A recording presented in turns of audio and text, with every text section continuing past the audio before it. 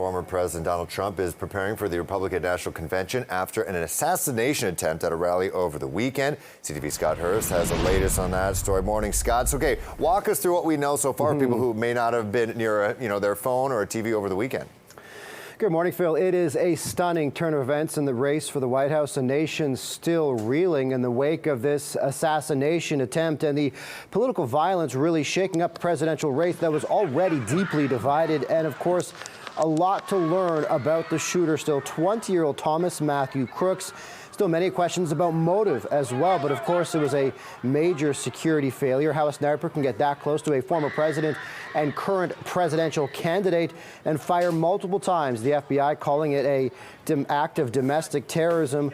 While the Bureau is also trying to make sense of how this could happen, the Secret Service is now under intense scrutiny, as well as other law enforcement agencies that work together on security in major events like this.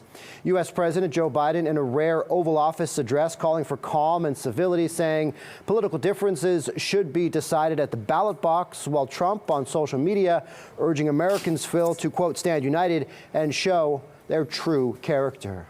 Well, it seems like Republicans are definitely going to feel united this week. How is this going to impact the Republican convention in Milwaukee?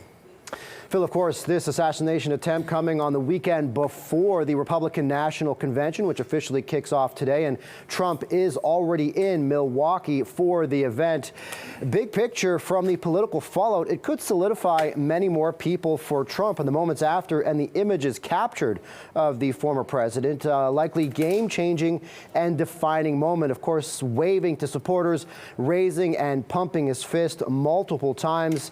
A lot of the talk this week was supposed to be about Trump, of course, accepting the nomination, but also we still don't know who his pick for vice president will be. So a lot of that now still going to happen, of course, but put on the back burner.